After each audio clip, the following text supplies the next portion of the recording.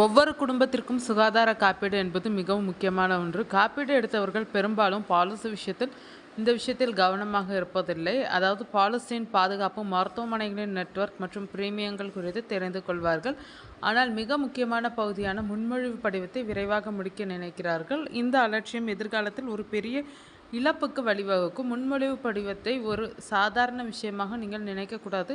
இது உங்களுக்கும் காப்பீட்டு நிறுவனத்திற்கும் இடையிலான ஒப்பந்தத்தின் அடிப்படை நிபந்தனையாகும். உங்கள் தனிப்பட்ட மற்றும் மருத்துவ தகவல்களின் அடிப்படையில் நிறுவனம் அதன் நிதி ஆபத்தை மதிப்பிடுகிறது. இது உங்களுக்கு காப்பீடு செய்யப்படும் விதிமுறைகள் மற்றும் நிபந்தனைகளை தீர்மானிக்கிறது.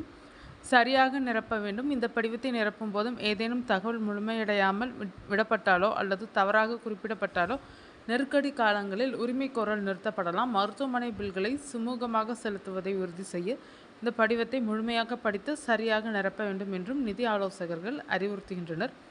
நாள்பட்ட நோய்களை மறைத்தல். படிவத்தை நிரப்பும் போது உங்களுக்கு ஏற்கனவே உள்ள மருத்துவ நிலைமைகள் பற்றிய தகவல்களை வழங்குவது மிகவும் முக்கியம்.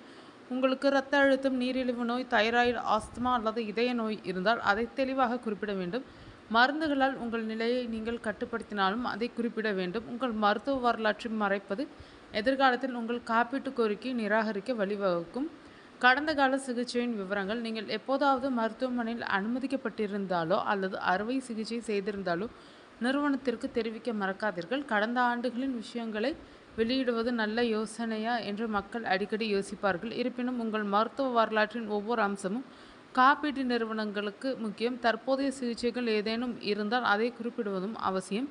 நிதி இழப்பு ஏற்படலாம். பலர் பிரச்சனை சிறியது என்று நினைத்து மருத்துவரின் ஆலோசனை அல்லது நடந்து கொண்டிருக்கும் சிகிச்சையை படிவத்தில் குறிப்பிட தவறிவிடுகிறார்கள். காப்பீட்டு நிறுவனம் கோரிக்கையை செயல்படுத்துவதற்கு முன்பு முழுமையான விசாரணையை நடத்துகிறது என்பதை நீங்கள் நினைவில் கொள்ள வேண்டும். எனவே மறைக்கப்பட்ட எந்த சிறிய விவரமும் உங்கள் கோரிக்கையை தடுக்கலாம். அது உங்களுக்கு குறிப்பிடத்தக்க நிதி இழப்பை ஏற்படுத்தும் என்பதை நினைவில் கொள்ளவும்.